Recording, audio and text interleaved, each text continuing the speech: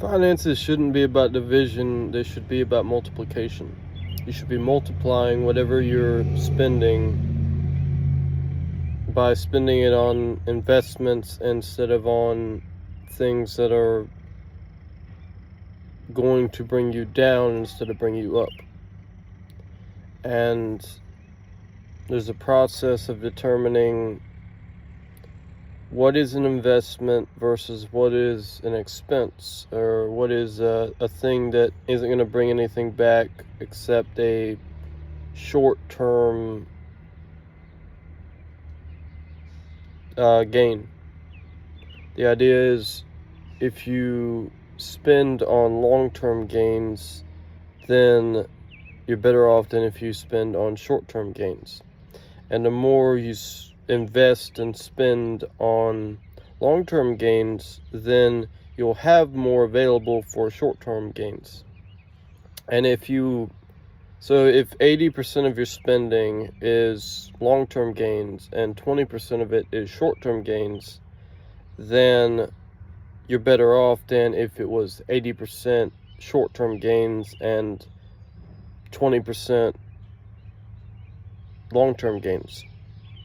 Like if you buy a laptop when you didn't have a laptop, and then you use the laptop for whatever kind of work or money-making opportunity, then that is an investment. And so, like, check this: if you get a just under $200 laptop compared to a $700 laptop, and this just under $200 laptop is the vehicle that you use to get to the place of later on getting a $700 or $3,000 laptop. So you made an investment. The initial investment has a long-term plan of, okay, we're going to spend this little bit to get to this big bit, and then whatever limitations with the small investment, or you still have enough with that to get to the long-term investment, which is the more expensive laptop. And that's like if you're a gaming content creator and you get a laptop that's not as good about lag, then at least you have a laptop in order to make any videos. And then through making money through having that laptop, then you can move on to a laptop that is more efficient, more valuable as far as no lag, no this, that, and like doing better in performance. But not having a laptop at all, you haven't even started, and you don't have the means to do anything. So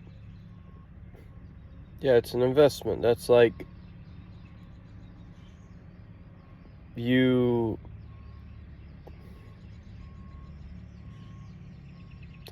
make it to where everything you do in your life is fruitful instead of not fruitful, and then because it's fruitful, you're getting a result.